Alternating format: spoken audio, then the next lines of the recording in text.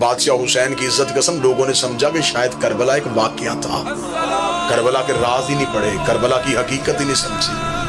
کتابیں لکھتی ہیں کہ شب عاشور جب حسین فہرست بنا رہے تھے نا اپنے ساتھیوں کی، آپ نے مجبور کیا تو میں سطر آپ کی محبت میں پڑھنے لگا ہوں، ورنہ میں کبھی نہ پڑھتا۔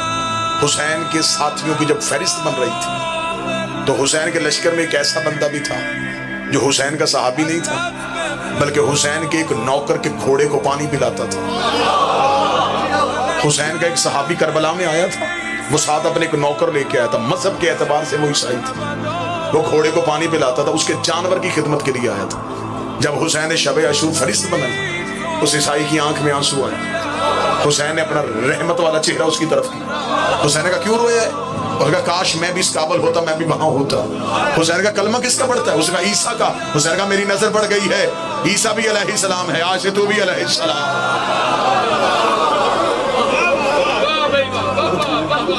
حسین نے کلمہ پڑھا کے سیدھا مسلمان نہیں کیا، حسین نے کلمہ پڑھا کے سیدھا علیہ السلام کر۔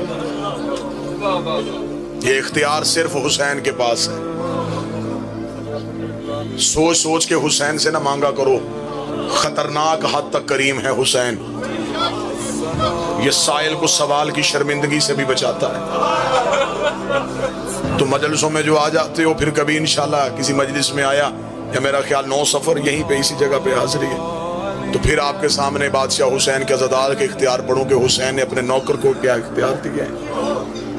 جس کی اتنی عزت تھی اس کی بیٹی قاتل سے رستہ پوچھ رہی تھی۔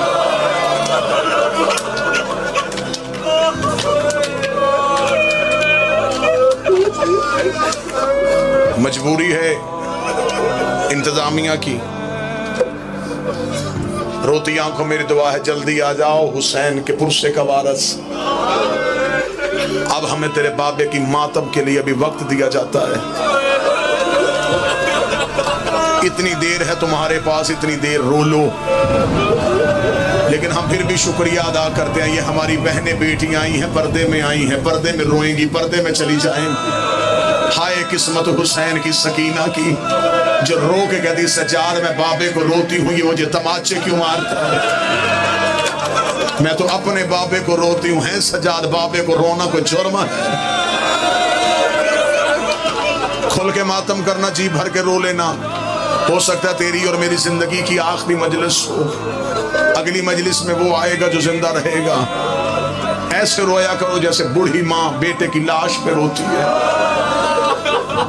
سادات و غیر سادات سے معافی مانگ کے پردے میں میری مائیں بہنیں بیٹیاں، اللہ تمہیں 7 بیٹے دے، ایک بیٹی ضرور دے۔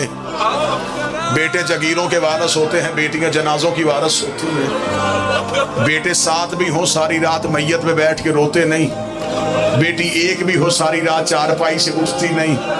عورتیں کہتی اٹھ پانی پی لے، رو کے کہتی آج کی رات کا تو مہمان ہے، کل تو میرا صحن خالی ہو جائے گا، چلے جائے گا میرے گھر سے میرا بابا۔ سر پہ قرآن رکھ کے بتا، لوگ اس بچی کو باپ کے جنازے سے پیار سے جدا کرتے ہیں۔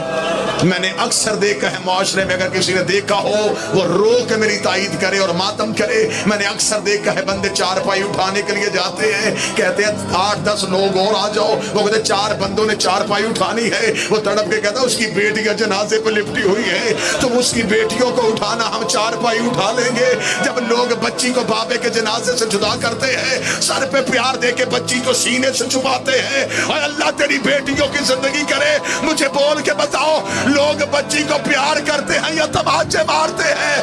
حسین کی سکینہ ریت میں گر گئی، رو کے کہتی مار بھی لیا